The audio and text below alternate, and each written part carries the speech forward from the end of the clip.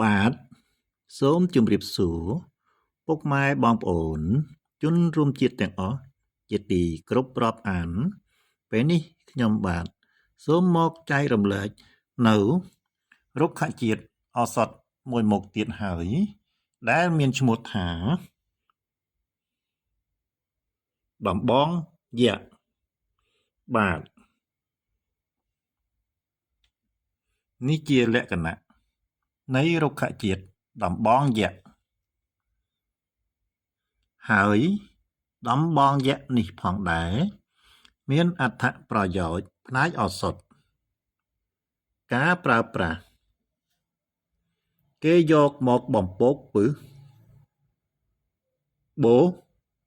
ព្យាបាលឈឺហើមរលាកទឹកក្តៅផឹកជាថ្នាំត្រជាក់ពងគោកឡជាមួយសាច់ជ្រូកហូបអុញពងកោបបាទពងកោបអញ្ចឹងបងប្អូនខាងប្រុសៗគ្នាយើងមើលដូចមិនដេចដែលហៅថាពងកោបមកតើជាពងអ្វីបាទពងកោបជាពងអ្វីឬមួយក៏ជាពងនៅក្នុងខោដែលហៅថាពងកោប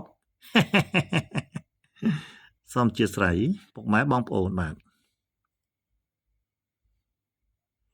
កម្រិតប្រើ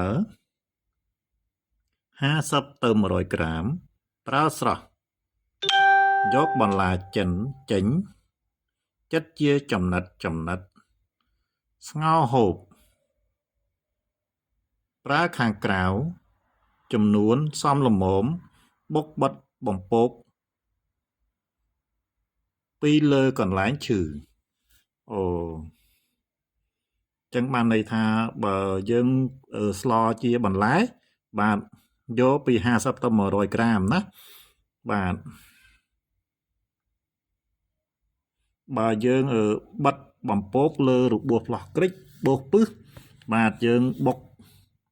ទៅតាមការដែលសមល្មមបាទនៃជំងឺរបស់យើងបាទអញ្ចឹងក៏សូមអធិស្ឋានចំពោះពុកម៉ែបងប្អូនយើងទាំងអស់ផងដែររកកំហុសឆ្គងបាទដូចពីអំបញ្ញមិញបាទសូមអធិស្ឋានបាទសូមកុំប្រកាន់ខ្ញុំបាទដោយសេចក្តីអនុគ្រោះផងសូមអរគុណសូមជម្រាបលានិងសូមជូនពរពុកម៉ែបងប្អូនទាំងអស់ឲ្យជួបប្រទះតែសេចក្តីសុខសេចក្តីចម្រើន